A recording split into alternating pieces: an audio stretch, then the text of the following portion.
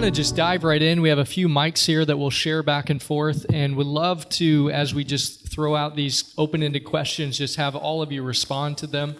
So the first question that we want to pose is, what is your approach or strategy to equipping disciples to make disciples in your specific context?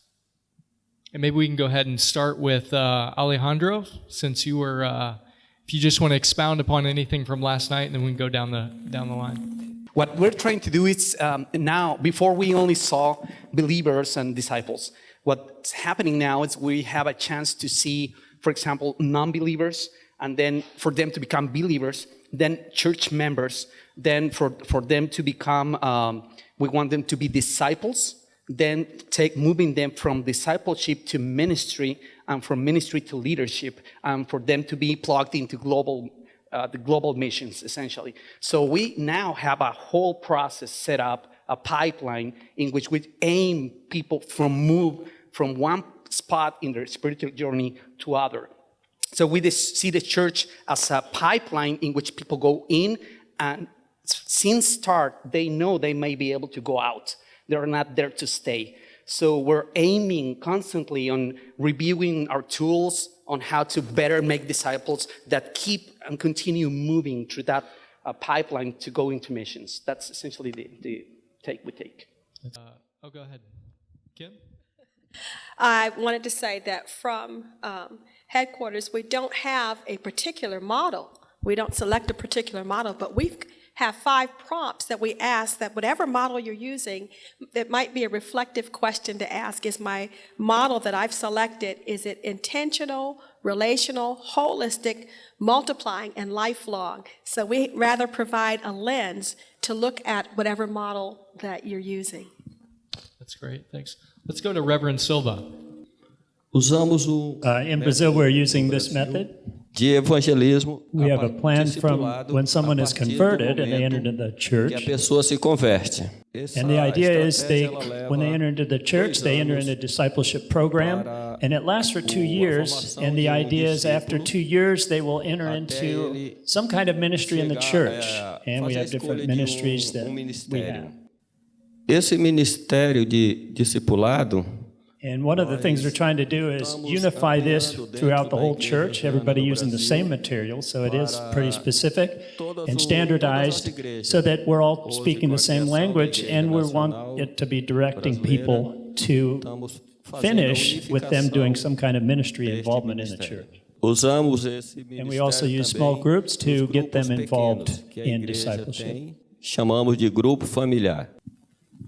I'd say for us in Cambodia is that our understanding of discipleship is really focused on obedience. That's one of the key hallmarks of what we talk about with our disciples all the time, is that how can you be obedient to this truth right now and not progressing to lots of truths without lots of obedience. You know, really having that kind of radical obedience in their lives, that when they hear something, when they receive a story, when they have a truth, when they hear a testimony or God does something in their lives, that they're obedient to tell others about it. I mean, that really is the key thing about what is obedience to this truth look like in your life right now?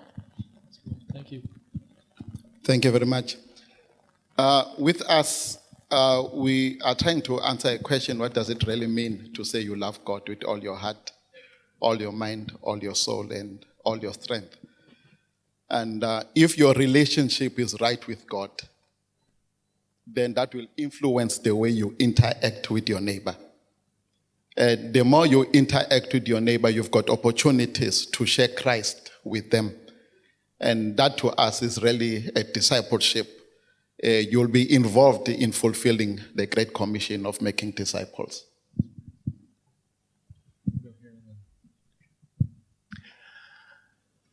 In Ecuador, one of the things that I think the pastors and the mission team realized is we were doing initial discipleship in each of the churches, but we needed to go deeper. And that's one of the things I appreciated from last night's message by Pastor Alejandro, is that discipleship is more than completing a course of study or a program. It is something that is lifelong and very impactful. Many of you will know the names Tom and Lydia Hines. So for the last 2 years of their service in Ecuador, Tom stepped down as the mission director, and they took on the role of developing a leadership development program, which sounds like maybe that's not discipleship, but it's exactly what it is. It was like a next level, and it's a year program that people go through that's very relational. Part of that we integrated emotionally healthy spirituality into, because that deals with our view of ourself and how God views us and who we are in the family. So when we realize that we are God's children, we have a place at the table, we're there with the Father, and that He accepts us and we're brought into the family, that gives us that push that I think sometimes we need to really be fully integrated and dedicated to who we are in Him, to take that next step of His lordship in our life, so that we can go forward as disciples. So in addition to those that I may disciple personally, I work with Kim, and one of the things I see her doing, and I try to do, is rather than when someone asks us about making disciples and saying that we at headquarters who work in church administration will create something, we try to connect those people to someone who is doing it in the field. So a church we believe they can learn from that may have a similar context. So the way we capture that is we say connect over create. Our first impulse is to connect those who are already best practices, most fruitful in discipleship. The specific area where I'm working on that right now in conjunction with Kim is with what we call marketplace multipliers. These are people who spend the majority of their time in business, in government, in healthcare. The majority of them are lay and not clergy. And we talk about disciples making disciples. So I'm trying to raise up, in conjunction with other marketplace multipliers, a kingdom force of lay people who are making disciples, not at church necessarily, but in their workplaces. And then it connects to the church. So we're at that point now, we're raising up the disciples who are already making disciples and equipping others to make disciples in the marketplace. That dovetails well into sort of this next question and what Pastor Alejandro was sharing last night. I think one of the challenges is figuring out how do you define what a disciple is. You can have somebody who participates, and I don't know what the number was, 567 in church events a year, but does that really equal discipleship?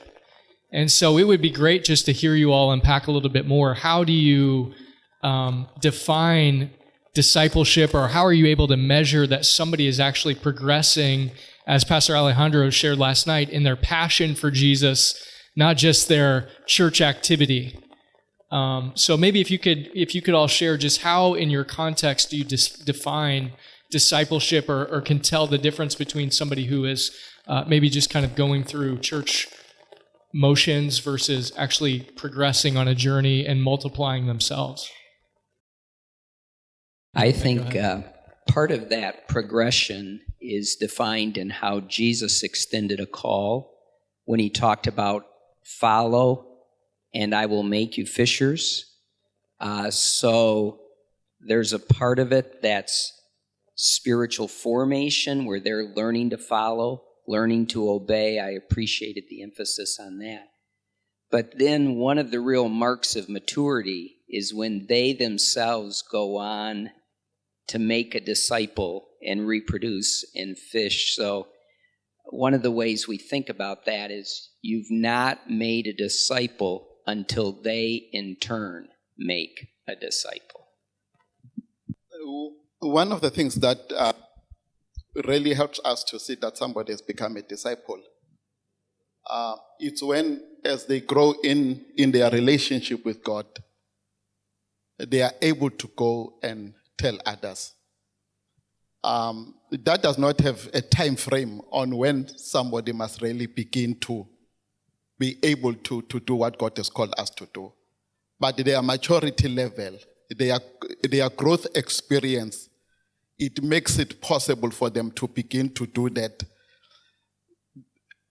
My responsibility as a leader is to create opportunities that will allow them to be involved, that will take them beyond their barriers, their comfort zones, in order to be able to do what God has commanded them to do. In a few weeks back, what I've done is I've begun to involve the local church members into outreach program, which they embraced that with a good spirit, and they got involved. And they took it beyond what I was expecting, because they had been stretched, they had been exposed, and they have experienced something that they have not experienced before. And the testimonies that they shared themselves on how God has worked in their lives and how that has helped them to touch other people's lives, that told me that they are growing disciples. I totally agree with that, and just in terms of how you consider disciples, whether they are truthfully engaging with what God is doing in their lives. We talk about looking back, looking up, and looking forward. Doctor, you talked about just the idea of their just seeing what God is doing in their lives, and that takes reflection. That's not something that happens just naturally for us. As people, we tend to look at the now or we look forward. But I think a disciple, someone who's really a disciple of the Lord, will look back on the things that are happening in their lives and say, this is where God was at work. And now how can I take that forward and share that with someone else? That really has to do with, kind of an emotionally healthy thing. Kim was talking this morning during the roundtable discussion just about the emotionally healthy discipleship as well. That we are healthy emotionally and spiritually, and that so that we can see and hear how God is working, and a disciple will be able to say, okay, this is how God's calling me to take this health forward to someone else. I was thinking about in terms of how much of the Spirit's power is activated in a Christian's life. Just this week, I was driving my car. I've had the car 5 years, and I found a button I had never pressed before, and it lowers the steering wheel so short people like me can see. Now, I've had the car 5 years, and I'm just discovering this, and I thought, wow, it just speaks of how even with our life with the Lord, well, there are lots of things in my car that are probably more to discover, but I thought about that, and Pete from the Emotionally Healthy course says this. He said, he had been a Christian for 20 years, but he'd been a 1-year-old Christian 20 times. And so I think that distinction we're making between just being a believer versus a disciple versus someone who's letting the Spirit's power be activated and letting kingdom impact come out of their lives. We have 3 different phases that we look at for someone who's in the discipleship process. In the first phase, it's a shorter phase, and it leads them to be baptized, so they know what they're doing. And the second phase is learning about the church, learning what we believe, and then they become a member. And then the third phase is focused exactly on their own calling, their own gifts, so that they are in some kind of ministry. One of the things you want to see is people discipling others, and it's a cycle, and it should never end.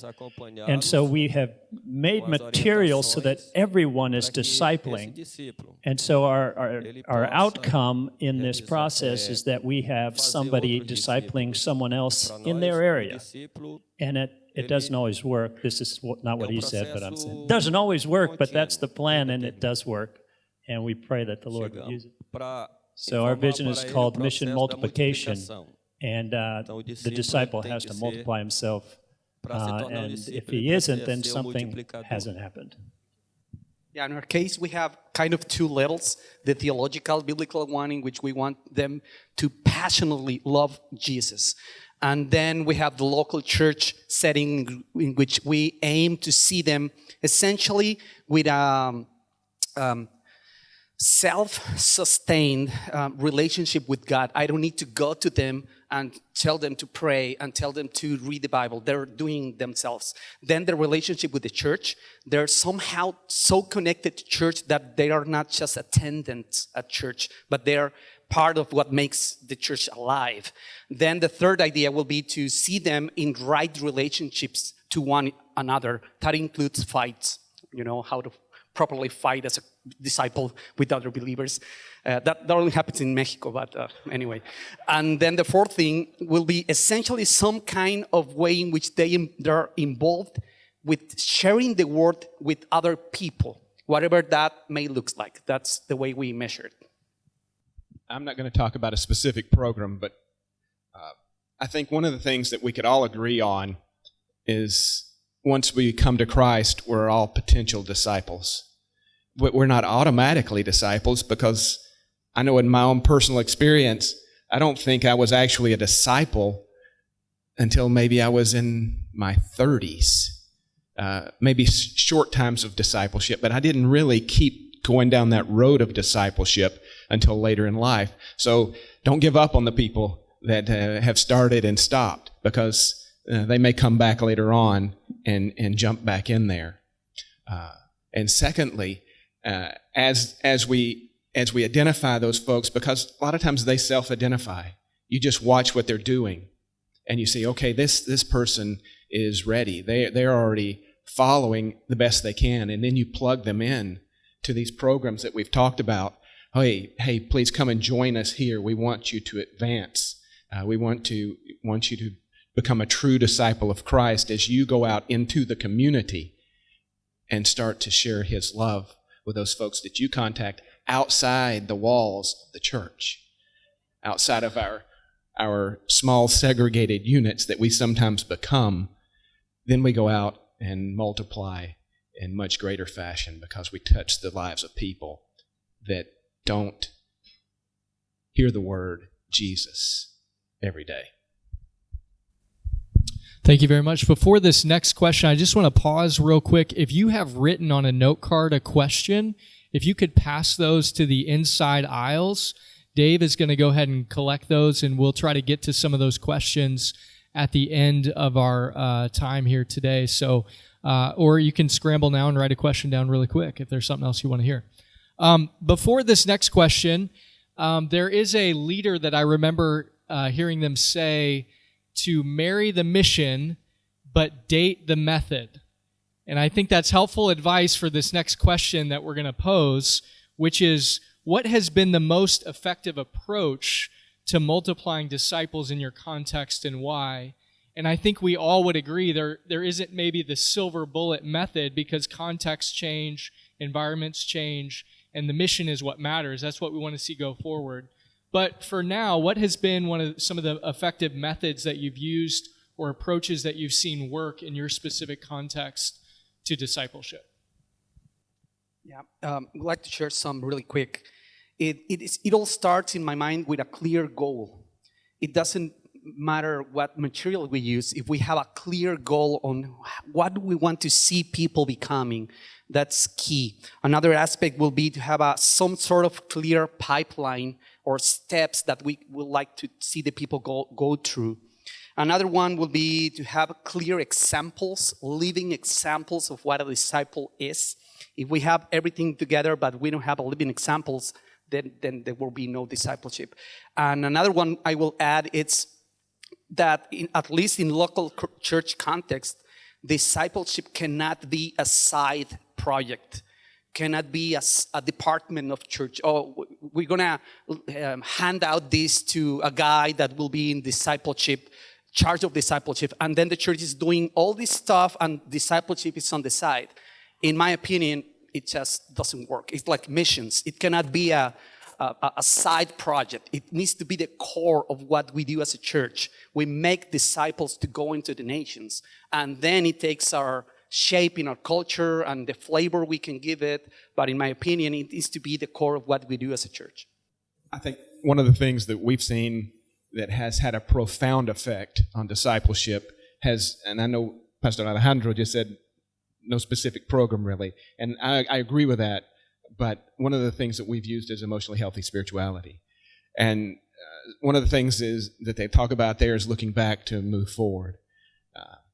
And often we don't deal with the things in our life that make us who we are, that make us react and do the things that we do, because when we came to Christ, we became new creatures, right? All things have passed away and all things have become new. But quite often, if we don't go back and deal with those old things that God wants to make new, we have difficulty because they continue to affect us as we go forward. And so that has been one of the big things that we've seen. I had one young man in the middle of that program, actually it was at the end of the program. I said, what is one thing from this that you would say has affected you the most?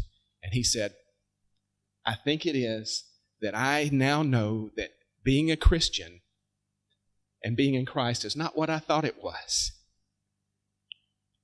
It's more about that I am accepted and forgiven by God, and that I don't have to do anything. It's not me doing that makes me accepted. It's the work that Jesus already did that makes me accepted. I guess I want to just piggyback on what you said. We in North America have just started a partnership with the emotional healthy curriculum. And I'm actually teaching just some pilot courses, and we're encouraging churches who want to do a pilot to contact us. But I'm seeing people transformed who've been in the church for years and haven't dealt with the issues beneath the surface. Their picture is of an iceberg.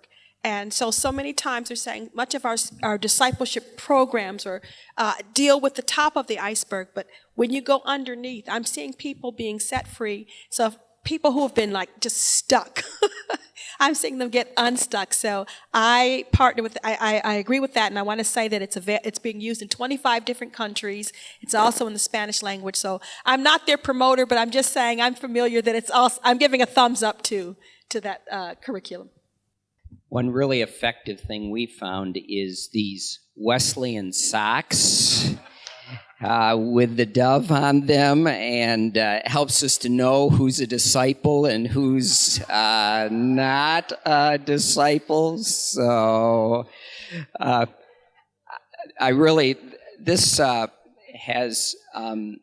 would choose one word that sometimes gets left out of discipleship. It's listening. We think as a discipler, we have to automatically talk to people and teach people. And I think of that quote, listening is so close to being loved, most people can't tell the difference. And that not only includes us listening as disciple makers, but teaching people to listen to the Holy Spirit. So the primary voice in their mind is not their disciplers. It's the Holy Spirit at any point who's whispering to their spirit. Na igreja, In the church, not everyone's going to be a great discipler. But everybody needs to recognize the importance of discipleship in the church, kind of what said. We need everyone in our churches talking about the love of Christ to somebody. And some of the things that we really look for in the discipler and the process for unity and for relationships and strengthening. Your desires, you're encouraging and strengthening somebody else. And then we want them to have an identity with our own church, what we believe and what we stand for and who we are. As a discipler, you need to have them alongside of you to not only hear what you might be saying, but see what you're doing. And that's so important, and that's part of that process. Acompanhar e fazer também. A key thing for discipleship is teaching them models so that they feel prepared to start. So many times you say, oh, I want to share this with others, but I have no idea how to do that, how to make that next step. And that's sometimes something simple as teaching people to share their testimony. That's not an immediate thing. We don't all know how to do that very easily. That's something that can be taught teaching how to ask questions. I really appreciated what Wayne said a little bit ago, not the thing about the socks, the thing about the listening, but teaching people to listen as well and be quiet and listen for the heart of the person. Those are things those are taught. Those are learned behaviors that we can bring to our disciples so that when they get into those places, God can use those skills. God can use their preparation to really make that time of discipleship powerful. One of the things that I find to be very difficult is when someone has been in church for many years and has not really does not really remember when he has made a decision to follow Christ. That becomes very difficult to help that person to recognize or to realize the need of making disciples because he himself has not yet become a disciple. So the challenge is then, how do we move people from just being people who attend church but becoming disciples? That has a lot that is involved because of where people come from. They might have closed down because of some emotional hurts, some struggles that they are going through in life. So it needs not only a group teaching might not help, it needs one-on-one ministry that could help people to begin to move from where they are to where God wants them to be. Thank you very much. This next question, I'm going to combine two questions into one because I think they're somewhat related.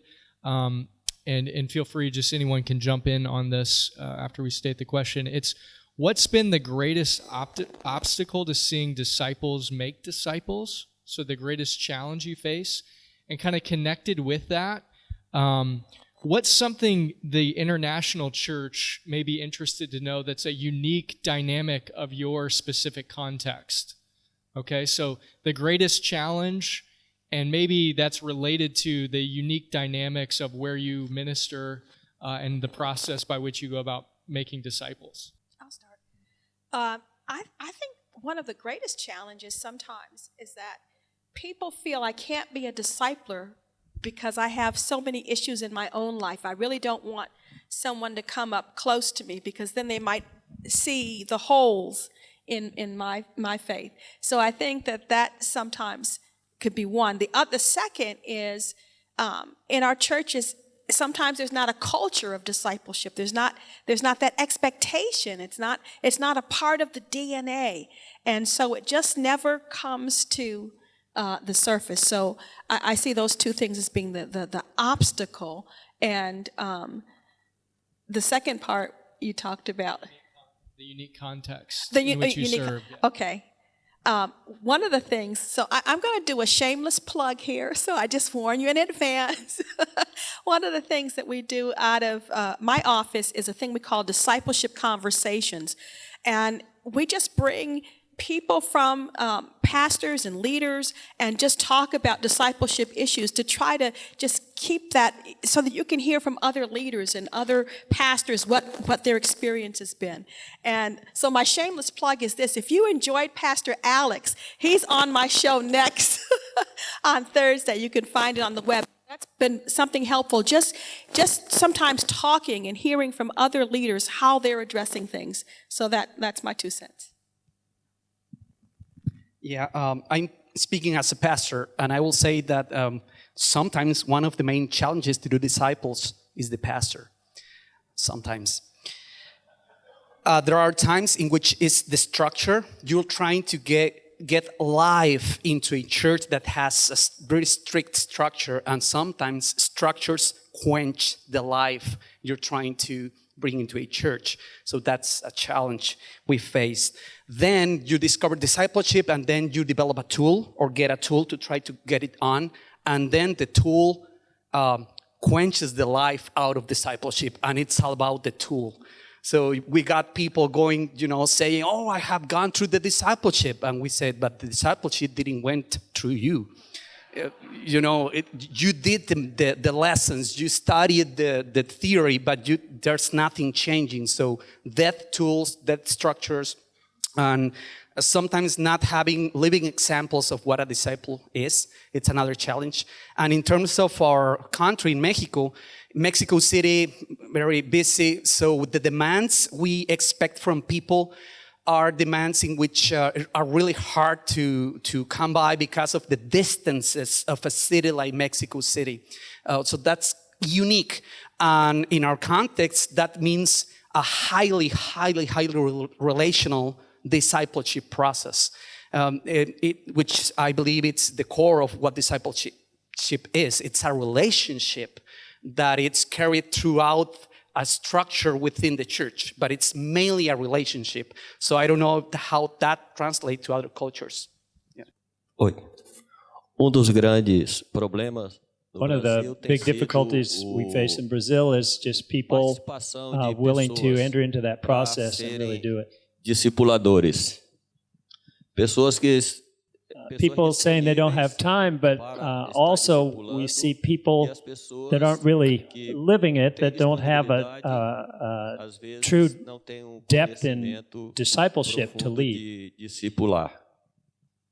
Muitos querem seguir programa para a igreja. A lot of people want to just follow a program and do, follow the process, but they're not really discipling others. And so we've thrown it more to small groups to try and get it much more relational and to have an effect. And that's been a key at reaching more people and having a closer discipleship relationship, or build relationships where they can disciple more truly. And that's what we're seeing happen in Brazil. Dentro da igreja. I want to piggyback on something again that Pastor Alejandro just said. He talked about pastors being obstacles to discipleship. One thing that I think we see is that pastors are keys to discipleship as well. When the pastor is on board with discipleship, when the pastor of a church makes that one of the priorities, then it becomes a priority for the church as a whole, and the people then see it as something that they need to be a part of, that they want to be a part of, or that is necessary to continue on. So that is a huge key, particularly for our churches in Latin America, is pastoral involvement. Also, one of the things I think that is a hindrance to discipleship as an obstacle is the idea of program. We say program, and you can't really go into this without talking about a program. But it's really, to me, discipleship is far more about identity and relationship. When we can build that into the program, that this is not just doing something to fill in the blanks, but we're doing this to understand who we are relationally with God and with others. And then translate that into what we do relationally with our brothers and sisters, first of all, but then with those who we meet, maybe a stranger in the street, somebody in a store, that you start the whole process of discipleship with by sharing the gospel of Jesus to. Thank you. Yeah, the greatest obstacle that I found also is the issue of church leaders themselves. They are not, they create a vision that is not complementing making of disciples. The vision is more self-glorifying. That needs that is more personal. What they want to achieve: a big church, a church that owns 1, 2, 3 things. But many times it's not fulfilling the Great Commission, and even the budget itself, there's nothing much that goes to discipleship. It's more about the programs. And that creates a problem because people on the grassroots are willing to be involved. But if the pastor does not have a vision, it does not create that kind of environment where people can be involved, they can experience, then God could work through them. So that is a great obstacle on our side. Just a quick share. I think one of the main obstacles that we face is the idea of time. And when people go through transitions, when disciples go through transitions in life, whether they're young people going to university, older people moving in out of the workplace, when they go through those times of transition, it's hard for them to continue on where they are spiritually, especially youth that we have in our context in Cambodia. So they are very much a part of the church. They're being discipled, but when they go to university, they have this huge amount of pressure. Fidel, one of our disciples, he pretty much dropped out of the church because he had such pressure from his parents to continue to really succeed at university so that he could pay for them after they retire. He is their retirement plan, essentially. So the question is how do you keep engaged with those people when they're going through those transitions? I think I really appreciate some of the people that share this. Is highly relational, keeping connected with people, but you also have to keep the connection with them through the new platforms that they are using. That's why we're trying to use with the OC program in Cambodia, using video modules as training platforms, and then continuing on through social media, through phone calls, through visits, to keep people connected and keeping people engaging with the material as they are continuing to pursue Christ and pursue that calling of Christ. Thank you very much for sharing. We're pushing the end of our time here, so here's what I'd like to do. We've got a few questions from the audience. Can I just throw it out and one person just volunteer to answer it, and then we'll wrap up from there. So the first question that I think is a great one that we haven't touched on a ton, other than you just mentioned it briefly, is how do you disciple the next generation? How do you help this to translate to a younger person who may view discipleship very differently than the terms in which we're talking about it up here? It's the fact that we need to make disciples inside that generation so they can make disciples with their peers. So if I lost somehow the connection to that generation, I won't be able to make disciples in that generation. So I usually work with my sons so they can begin to make disciples with a closer generation they are at already. That's great. Thanks. Next question is a person who referenced their passion for discipleship as well as other things in the business world, and that came up a couple of times here. Do you see it being a winning combination to have discipleship be kind of planted in or infused in the secular environment? Maybe someone talk about how you see the benefits of that, and is that kind of maybe a direction we should focus more on?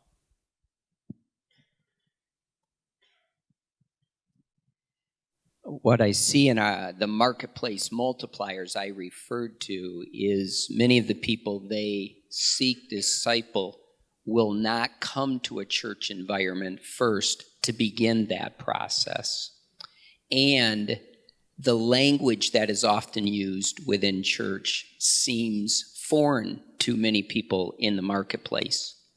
So to start where they are with a language that's more familiar to them has been an advantage.